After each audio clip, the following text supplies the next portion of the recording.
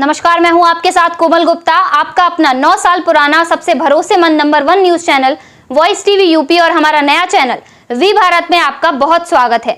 खबरें सबसे पहले और सबसे तेज देखने के लिए वी भारत चैनल को सब्सक्राइब कीजिए। चलिए खबरों की तरफ चलते हैं। यह खबर है फिरोजाबाद से। पार्किंग में साइकिल खड़ी करने की रसीद कटवाने को लेकर महाविद्यालय के कर्मचारियों और छात्राओं के बीच जमकर हुई हॉट टॉक। बता दें, महाविद्यालय की शिक्षिकाओं पर भी लगाए छात्राओं ने अभद्रता करने के गंभीर आरोप। साथ ही महाविद्यालय के प्रबंधक समिति के मेंबर और महाविद्यालय की कमेटी के पूर्व सदस्य पर छात्राओं ने आरोप लगाया कि उन्होंने 35 टुकड़े करने की कही है बात। ऐसा महाविद्यालय की छात्राओं ने लगाया आरोप। लड़की के 35 टुकड़े होने चाहिए। क्या नाम है सर? नाम नहीं मुझे पता है, वो अभी अंदर बैठे प्रिंसिपल के साथ ही है वो। नहीं तो वो स्कूल के ही है क्या? हाँ, कॉलेज के ही है वो। और मुझसे बोल रहे हैं कि तुम कैरेक्टर जो इस लड़की हो, इस लड़की को यहाँ पे पढ़ना ही नहीं चाहिए। और अब ये यहाँ कोई लड़का पढ़ता है जो मैं कैरेक्टर लेस दिखाई दे रही हूँ। ये कहने की हिम्मत कैसे हुई इनकी भी तो लड़की होगी जो कहीं से पढ़ती होगी, वो उसको नहीं लगते। इनकी बेटी नहीं है क्या जो किसी लड़की के ऊपर उंगली उठाएगा तो वो ऐसे ही सुनेगा?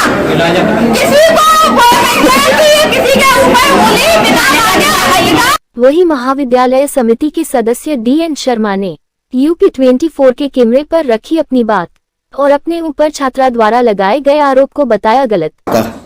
मेरा नाम है DN शर्मा। MG महाविद्यालय में आप मैं कुछ नहीं आप। तो सर, यहाँ पर एक स्कूली छात्राओं का कुछ मामला हुआ है, जिस मामले में स्कूली छात्राओं ने आपके ऊपर आरोप लगाया है कि आपने जब उनसे बात की तो उनसे कहा इन लड़कियों के 35 टुकड़े कर देने चाहिए। क्या कहेंगे इस बारे में आप? मॉब मेंटेलिटी होती है और मॉब मेंटेलिटी किस तरफ डाइवर्ट हो जाए, किसको दबाना है। आज की राजनीति यह है कि हम तेज आवाज में बोल के सामने वाले को दबा दें। जी, मैं अपने ऑफिस में बैठा था, सोसाइटी के ऑफिस में। मुझे पता लगा कि कोई समस्या यहाँ आ गई है। मैं यहाँ आया। यहाँ आने पर मैंने देखा कि समस्या का निराकरण तो नहीं हो रहा, लेकिन समस्या पर राजनीति हो रही है। तो जिन्होंने राजनीति कर रहे थे, तो शिक्षा का केंद्र राजनीति का केंद्र नहीं हो सकता। मैंने उनसे ये कहा कि राजनीति बाहर करिए, यहाँ समस्या का निराकरण होने दीजिए। इसी बात पर थोड़ा सा वो हो गया, मैं बाहर निकल आया, चूंकि ये मुझसे संबंधित नहीं था। जी, लेकिन चूंकि मैं विद्यालय परिवार से जुड़ा हुआ हूँ, इसलिए मैंने प्रयास किया कि मैं निराकरण कर दूं। नहीं तो सर, इसमें कितनी सच्चाई मान के चल रहे हैं? आपने ये कहा था या नहीं कहा था कि लड़कियों के 35 टुकड़े कर देने चाहिए? का निराकरण होने दीजिए। इसी बात पर थोड़ा सा वो हो गया, मैं बाहर निकल आया, चूंकि ये मुझसे संबंधित नहीं था। जी, लेकिन चूंकि मैं विद्यालय परिवार से जुड़ा हुआ हूँ, इसलिए मैंने प्रयास किया कि मैं निराकरण कर दूं।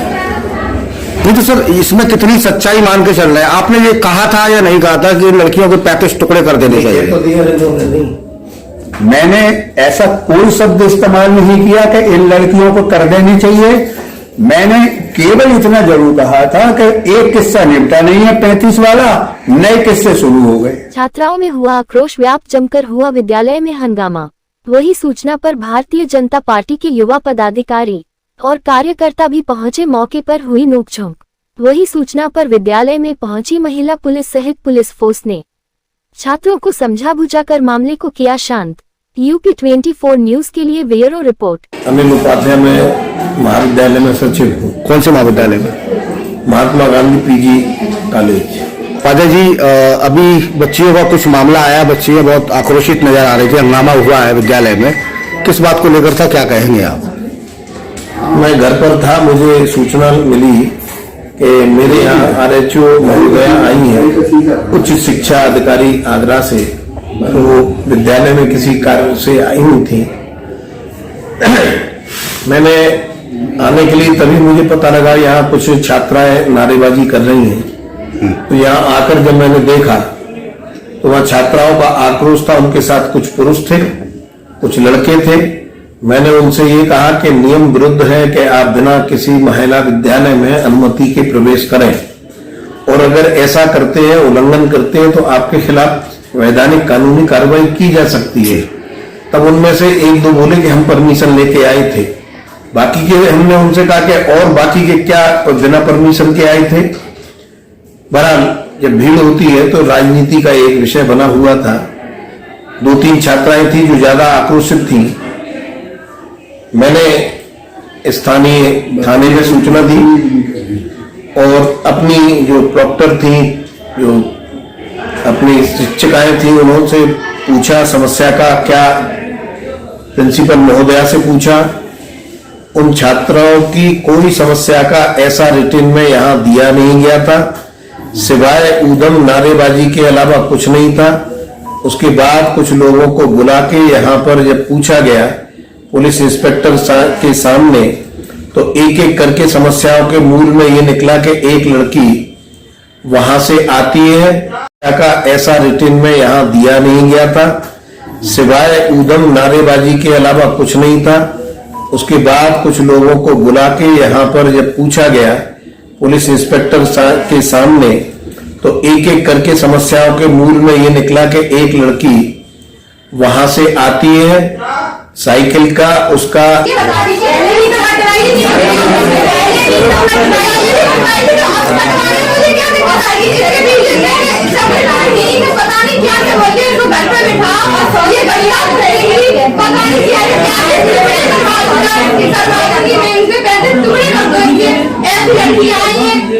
टुकड़े वाले भी जो न्यू केस आया है आपको पता होगा, ऊपर इन्होंने मेरे ऊपर बोला था श्रद्धा केस चल रहा है। मैं सर आपको पता ही होगा जो श्रद्धा केस चल रहा है उसके ऊपर बोला था कि 35 टुकड़े करने लायक है ये लड़कियां। किसने कहा है ये तुमसे? ये बोला था ये बड़े बूढ़े गुरुंगा जी का मत्था पर गए। आप बताइए अच्छी आपकी भी होगी ऐसे कोई किसी को कोई आप मेरी बात सुनो, ये मेरी बेटी है, मेरी बहन है। बात सुनो, खत्म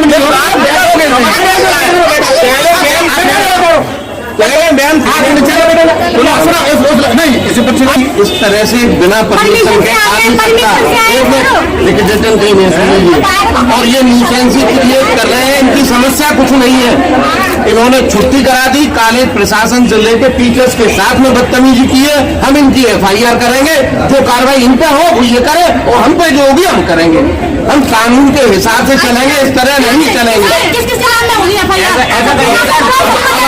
अब आप ये देखिए, पहले तो एक कॉलेज पे 1 मिनट में बात हो गया,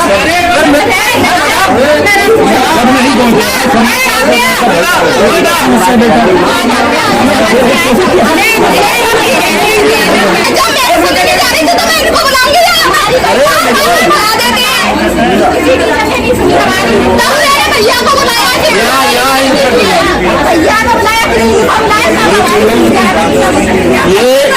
ये महिला विद्यालय